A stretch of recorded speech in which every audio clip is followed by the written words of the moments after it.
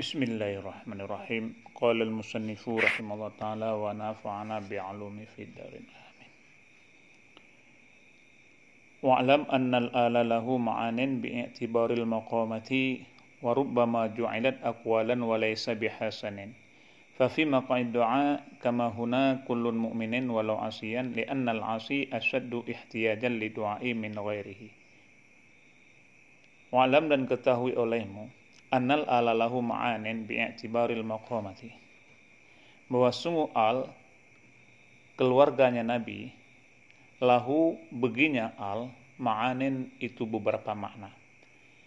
Ma'anin itu jamak, dan kalau di'irabkan jadi mubtada muakhar, sedangkan alamah rafa'nya ditakdirkan di atas ya yang telah dihazafkan, dibuangkan, dikarenakan dia isim mangkus.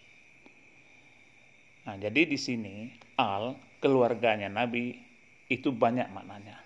Bi'tibaril maqamat, dengan i'tibar maqam, dengan i'tibar tempat-tempat.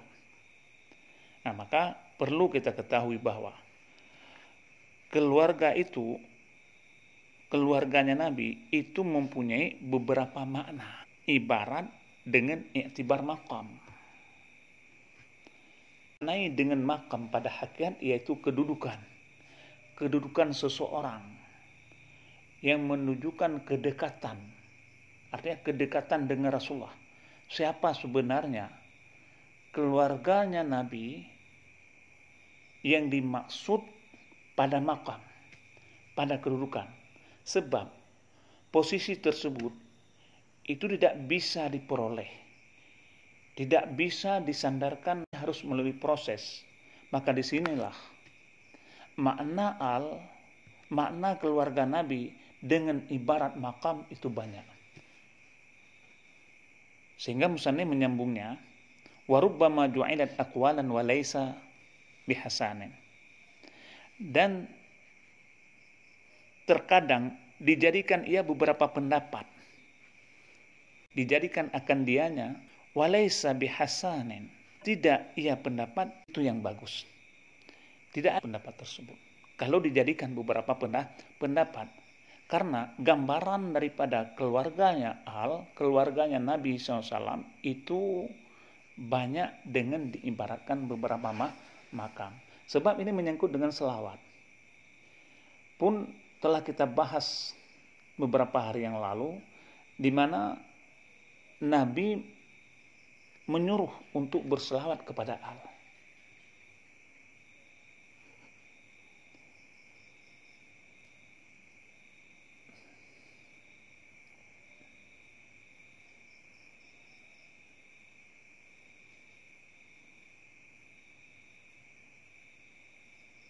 Bahas beberapa hari yang lalu, di mana seseorang berselawat atas Nabi SAW tanpa menyusul berselawat kepada al setelah berselawat kepadanya Nabi, maka selawat itu disebut terpotong, tidak elok al-batra. Kepadanya Nabi berselawat kepada al, maka selawat itu disebut dengan al-batra, artinya tidak bagus, tidak elok, tidak baik. Nah, maka menyangkut dengan al, di sini dibahaskan beberapa makna. Siapa keluarganya Nabi sebenarnya? Maka diibaratkan pada. Nah, maka yang pertama, fa fi maqamid du'a kama huna.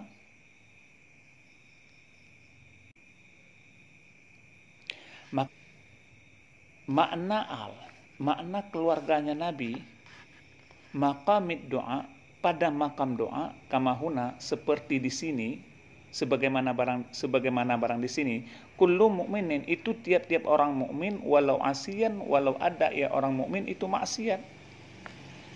Li'annal 'asi, kalau pada makam doa itu setiap orang mukmin. Setiap orang mukmin walaupun orang mukmin itu maksiat. Ini yang pertama. Jadi dalam konteks doa, selawat secara bahasa seakar dengan salat yang bermakna doa. Selain daripada itu, kita berselawat dalam rangka melangitkan doa. Sebab sebagaimana makna yang masyhur bahwa selawat yang datang dari kita selain Allah dan selain daripada malaikat itu bermakna doa. Maka jika al dalam selawat mengiriskan doa, maka al tersebut maksudnya adalah seluruh kaum muslimin, kullu mu'minin. Sekali lagi, seluruh kaum muslimin, baik yang saleh, yang taat maupun pendosa, walau asian, walaupun dia itu maksiat. Sebab pendosa lebih membutuhkan doa dari min ghairi. Lebih butuh orang yang maksiat doa pada dasarnya. Nah, jadi tiap-tiap orang yang mukmin walau asi itu pada makam doa dikategorikan kepada Rasulullah SAW. Pendapat ini dipilih juga oleh mayoritas ulama. Mayoritas ulama memaksudkan selawatnya dalam kitab-kitab atau nazamnya dalam konteks doa. Misalnya ada yang di dalam kitab Kharidul Bahiyah Syekh Ad-Dardiri disebutkan di situ tentang makamnya doa al kepada Rasulullah SAW. Kemudian wa fi maqamil madhi, dan al keluarganya Nabi pada makam madah, pada makam pujian, dalam konteks pujian itu kullu mu'minin taqin, itu tiap-tiap orang-orang yang takwa. Jadi kalau dalam konteks pujian, jika al dalam selawat dinarasikan madah pujian, maka yang masuk di sini yaitu kullu mu'minin taqin, akhzan mimma warada, karena diambilkan kullu mu'minin taqin dalam makam madah. Yang dimaksud kullu mimma warada daripada barang yang telah warid, ya barang, karena hadis alun Muhammadin kullu taqin, bermula keluarga Muhammad itu tiap-tiap orang yang takwa. Jadi keluarga Nabi adalah seluruh orang yang bertakwa. Maka masyhur dikatakan bahwa bisa jadi Salman Al-Farisi adalah kerabat Nabi karena ia pribadi yang saleh dan taat, dan juga sahabat-sahabat yang lain. Wa in kana dha'ifan, dan meskipun ada ia warad, ada ia hadis dha'ifan itu sahih, walaupun hadis ini hadis sahih, namun keluarga Nabi ada yang mengatakan bahwa tiap-tiap orang yang takwa ini dalam konteks pujian. Jadi tidak masuk dalam konteks ini orang yang maksiat, tidak boleh. Oh, ada kata Nabi wa amma anan jaddun kullun takin, bermula aku itu nenek tiap-tiap orang yang takwa, falam yarid, maka itu tidak warid. Maka ini bukan hadis. Nah, itu yang kedua. Yang kedua, kalau alnya Nabi dikontekkan pada makam madah, maka jelas adalah tiap-tiap orang yang bertakwa. Kemudian wa fi maqamiz zakati, sabit pada makna al, makna keluarga, fi maqamiz zakati dikontekkan pada makam zakat. Banu Hasimin itu Banu Hasim, wa Banu Mutallibi, dan itu Banu Mutallib, inda ma'asyiral syafi'iyati, di sisi kita para kelompok orang-orang Syafi'i. Wa Banu Hasim, dan Banu Hasim faqat inda syadatil Malikiyah, di sisi para penghulu Malikiyah, karena syadati itu jamak daripada sayyidi. Penghulu orang-orang Malikiyah kal Hanabilati, sama juga seperti pendapat Hanabilah. Itu kalau makam zakat di sisi Imam Malikiyah dan Hanabilah, yaitu Bani Hasim saja, tidak masuk pada Bani Bani Muthalib. Jadi kalau kita simpulkan alnya keluarga Nabi kaitannya dengan zakat, artinya dalam bab zakat, Nabi dan keluarga Nabi memang tidak boleh menerima zakat.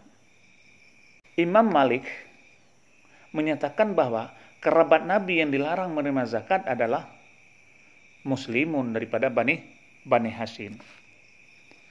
Sebagaimana di sini disebutkan wa Banu Hashim faqat inda syadatil malikiyah. Jadi Imam Malik begitu. Bukan Bani Muthalib. Banu Hashim itu di sisi pendapat Imam Malik. Sementara Imam Syafi'i menambahkan satu lagi, yaitu orang-orang muslim daripada Banu Muthalib. Indana ma'asyirah syafi'iyah Banu Muthalib. Itu di kalangan Imam Syafi'i. Jadi kerabat Nabi dalam konteks zakat hanya dua. Yang pertama Banu Hashim dan yang kedua Banu Muthalib. Kalau kita lihat di dalam konteks ini berselawat kepada Nabi, jadi yang dimaksud dengan al Nabi di dalam makam doa dan di dalam makam madah ini masih umum. Umum kalau makam doa yaitu tiap-tiap orang mukmin walaupun maksiat. Umum di dalam makam madah tiap-tiap orang yang mukmin yang takwa. Semua orang yang takwa itu keluarga Nabi. Itu yang kedua pada makam madah. Sedangkan pada makam doa itu orang-orang mukmin walaupun orang mukmin itu maksiat. Sedangkan pada makam zakat hanya terpaut kepada keturunan daripada Banu Hashim dan juga keturunan daripada Banu Muthalib. Itu baik di sisi ma'asyirah syafi'iyah maupun inda syadatil malikiyah. Wa khasat hanafiyatu firakan khamsatin, dan mengkhusus oleh kalangan Hanafi akan firqah yang 5. Jadi kalau Imam Hanafi langsung disebutkan kepada firqah atau golongan yang 5. Karena ini firqakan jamak daripada firqatun, artinya 5 golongan. Yang pertama Ali Alin, keluarga Ali, wa Alin Ja'farin dan keluarga Ja'far, wa Ali Uqaili dan keluarga Uqail, wa Ali Abbas dan keluarga Abbas, wa Ali Haris dan keluarga Haris. Itu kalau Imam Hanafi dikhususkan cuma 5 daripada keluarga Nabi.